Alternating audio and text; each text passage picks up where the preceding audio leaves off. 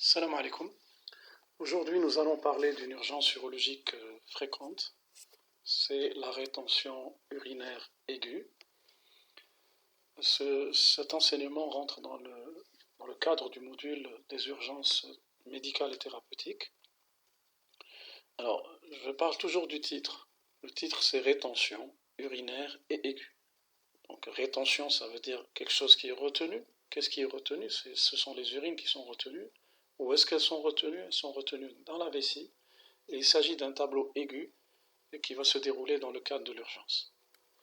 Les objectifs pédagogiques de cet enseignement, c'est que vous soyez capable, si vous êtes dans votre box de garde ou dans un cabinet, vous recevez un patient, vous devez être capable de diagnostiquer la rétention urinaire aiguë et passer directement au traitement de la rétention urinaire aiguë. Et là, c'est de votre niveau, c'est à vous. Si vous êtes médecin généraliste, vous êtes médecin, tout simplement, vous recevez un patient avec un tableau d'urgence qui est la rétention aiguë d'urine. Vous avez les capacités de traiter ce patient à votre stade, sauf certains cas et que nous allons voir. Alors, il faudra, après avoir traité dans l'urgence, planifier une enquête étiologique, ou plutôt amorcer une enquête étiologique. Alors, au début, nous allons définir ce que c'est que la rétention, alors que nous l'avons déjà fait, mais on va encore en parler. Comment on fait le diagnostic et comment traiter. Il y a un chapitre étiologie qui est aussi important, on va en parler. Alors, c'est quoi la rétention urinaire aiguë?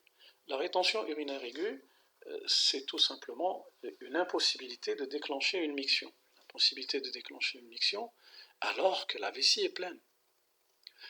Il s'agit donc d'une urgence urologique. Le patient, il a mal parce qu'il fait des efforts pour vider sa vessie, il n'arrive pas à vider sa vessie. Le diagnostic est clinique. On retrouve un globe vésical. Le globe vésical, c'est quoi?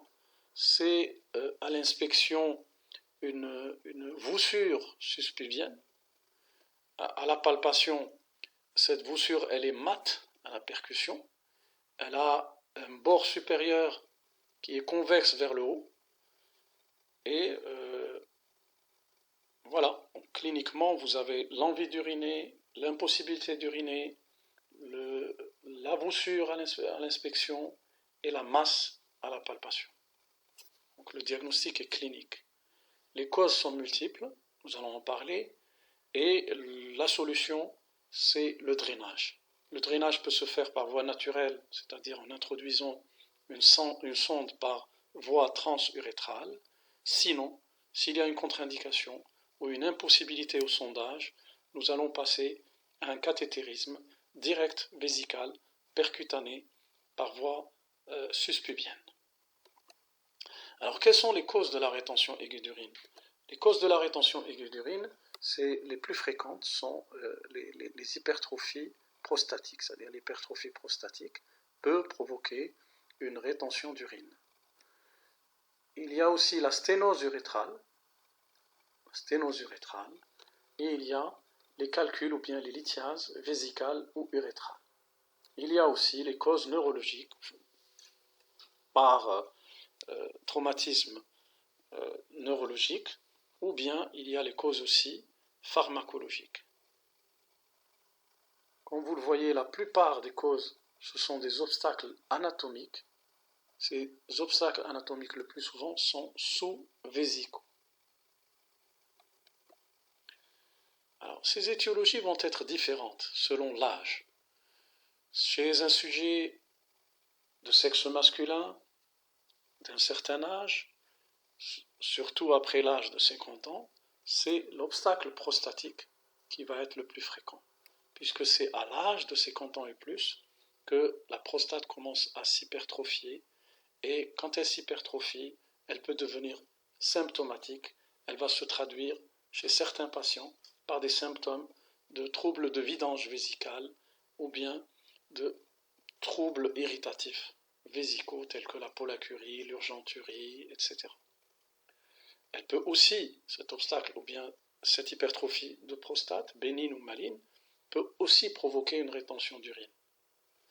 Pour ce qui est de la prostatite, c'est surtout la prostatite aiguë qui est responsable d'un tableau de rétention aiguë d'urine fébrile, en présence de fièvre. Un obstacle au niveau de l'urètre, tel qu'une lithiase, tel qu'une sténose, tel qu'une rupture urétrale, peut être à l'origine aussi d'une rétention urinaire. Les problèmes neurologiques, c'est les problèmes de dysfonctionnement vésicaux ou bien des dysfonctions vésico-urétrales qui peuvent être à l'origine de rétention. Je vais un petit peu m'étaler à ce sujet. Normalement, la miction, elle se fait dans un climat d'harmonie entre la contraction vésicale, l'ouverture du col vésical et la décontraction de l'urètre, ce qui permet donc de faire passer les urines sans difficulté, sans résistance, de la vessie vers l'extérieur au travers de l'urètre. Cette harmonie, elle est gérée par un mécanisme neurologique complexe, et s'il y a un problème au niveau de ce mécanisme neurologique, s'il y a un problème de disharmonie entre la contraction vésicale et la décontraction urétrale et l'ouverture du col, il y a des difficultés et il se peut que ça puisse constituer un obstacle fonctionnel au passage des urines. Les causes pharmacologiques, notamment les antidépresseurs ou certains autres médicaments, peuvent provoquer une augmentation des résistances à l'écoulement des urines, surtout au niveau du col.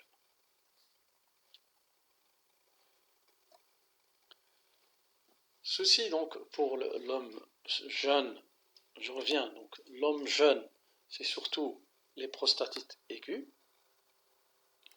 les lithiases, les sténoses urétrales d'origine inflammatoire et les ruptures de l'urètre qui font suite à des traumatismes du bassin, dans le cadre des traumatismes qui sont dus au traumatisme de la circulation, au RIX, etc. Pour ce qui est de la vessie neurologique et les causes pharmacologiques, ça peut se voir chez le sujet âgé et chez le sujet jeune. Ce qu'on voit surtout chez l'homme âgé, c'est l'hypertrophie bénigne de la prostate et le cancer de la prostate.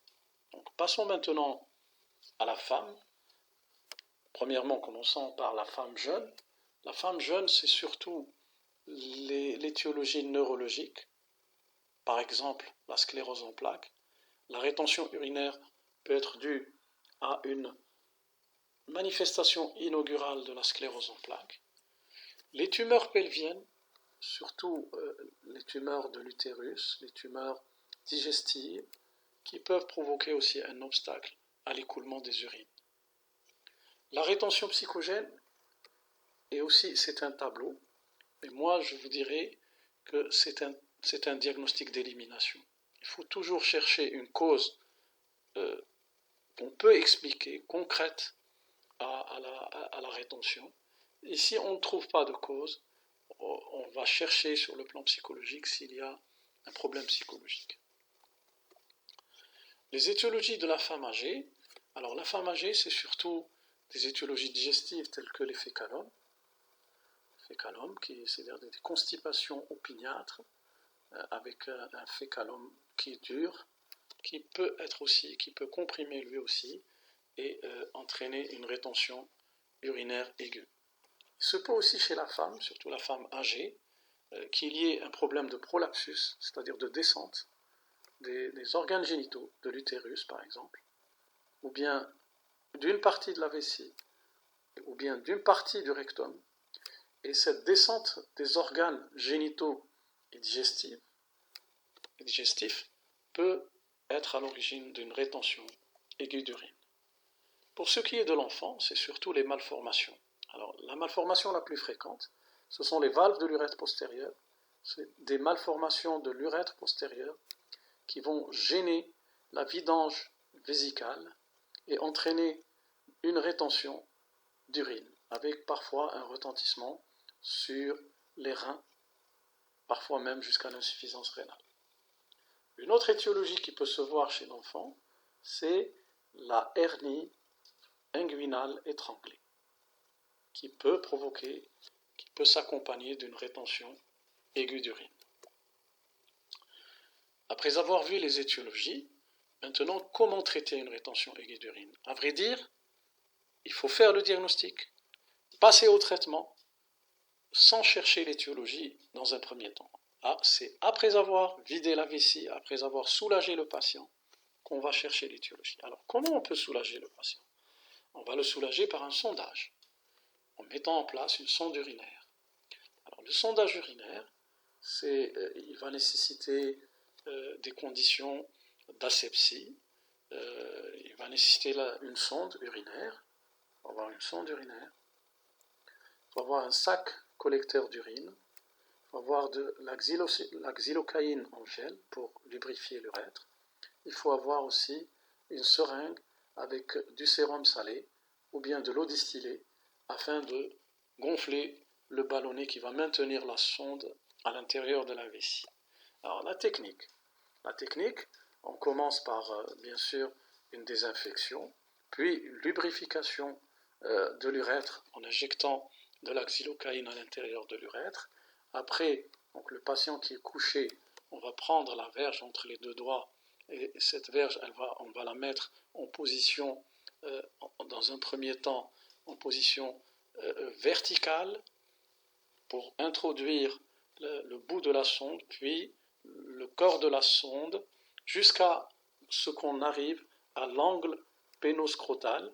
Et quand on arrive à l'angle pénoscrotal, on va remettre la sonde, on va remettre la verge dans une position beaucoup plus horizontale, ou bien dans une position, disons, de 45 degrés, au lieu de la position à 90 degrés. Donc on va horizontaliser la verge et continuer à introduire la sonde qui va arriver jusqu'à la vessie, qui va traverser donc le col et rentrer dans la vessie. Une fois que les urines arrivent, une fois que la sonde est introduite au niveau de la vessie, on va gonfler le ballonnet. De la sonde urétrale. Après avoir placé le ballonnet de la sonde urétrale, on va placer le sac collecteur. Attention, lorsque vous videz un patient qui a une rétention, la vidange doit se faire de manière intermittente. Pourquoi? Parce que si on fait une vidange d'un seul trait, il y a parfois une possibilité d'engendrer une hématurie très importante, qu'on appelle hématurie à vacuo. Donc pour éviter cette complication du sondage, il faudra faire une vidange progressive par un clampage intermittent.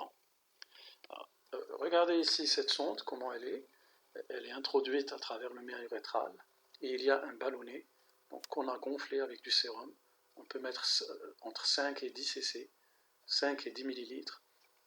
Donc on va injecter 5 à 10 millilitres dans ce ballonnet. C'est le même mécanisme aussi chez la femme. Attention, le sondage peut être contre-indiqué dans certaines situations, surtout quand il y a une sténose urétrale. Donc là, il y a une impossibilité de franchir l'urètre. Il y a une contre-indication lorsqu'il y a un traumatisme de l'urètre et qu'il y a une suspicion de rupture de l'urètre, partielle ou totale, avec présence d'une urétroragie. Dans un contexte de traumatisme, il faut faire très attention.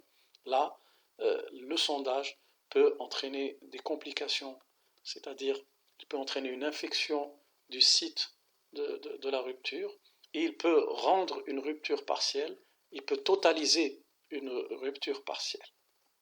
Donc c'est pour ça que le sondage est contre-indiqué en cas de traumatisme de l'urètre avec suspicion de rupture urétrale. Sachant que ce traumatisme de l'urètre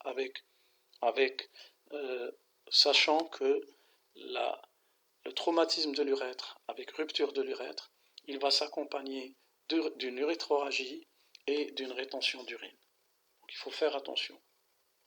Ne pas sonder un patient qui a un traumatisme de l'urètre avec rupture de l'urètre. On n'a pas aussi le droit de sonder un patient, surtout si on est dans une structure extra-hospitalière ou bien dans une structure non spécialisée. Vous n'avez pas, non spécialisée en neurologie, il n'y a pas un milieu de réanimation, vous n'avez pas le droit de sonder un patient avec une rétention fébrile et un tableau de prostatite aiguë, parce que ça pourrait entraîner une complication de cette infection qui peut aller jusqu'à la septicémie. On n'a pas le droit aussi de placer une sonde dans un urètre où il y a une prothèse urétrale, sachant que ces prothèses urétrales peuvent être mises au niveau de l'urètre, parfois parce qu'il y a un rétrécissement de l'urètre. Alors, qu'est-ce qu'on fait si le sondage urétral est impossible ou contre-indiqué? Alors, on ne peut pas passer par l'urètre, on a le droit de passer par voie suspubienne. Alors, passer par voie suspubienne, soit par un cathéter, ponction suspubienne, soit en y allant par la chirurgie. Alors, la cystostomie, c'est celle-là. On va passer par voie suspubienne en mettant en place un cathéter. Et dans ce cathéter, on va introduire une sonde. Puis, on va enlever le cathéter et la sonde va rester à l'intérieur de la vessie. Soit la sonde, on peut la gonfler. Si on ne peut pas la gonfler, elle va être solidarisée à la peau par des points de suture. Alors, regardez ici, vous avez un kit de cystostomie où il y a le cathéter, il y a la sonde de cystostomie qui va être introduite dans la vessie, il y a un bistouri, il y a une seringue avec de la xylocaïne et il y a des gants. Donc, après avoir protégé le champ d'intervention, qui est au niveau suspubien ou au niveau hypogastrique, on va faire une anesthésie locale par la xylocaïne. Après, nous allons faire une petite ouverture cutanée par le bistouri de 1 cm environ, et on introduit le cathéter métallique qui est là. Donc le cathéter métallique est introduit dans la vessie par un mouvement que vous voyez. Une fois les urines vont sortir, on va introduire la sonde dans le cathéter, parce que ce cathéter est confectionné de telle manière à laisser passer la sonde. Donc, une fois avoir placé la sonde, on enlève le cathéter et c'est la sonde intravésicale qui va permettre de dériver les urines, de faire sortir les urines. Cette sonde est solidarisée à la peau par des points de suture.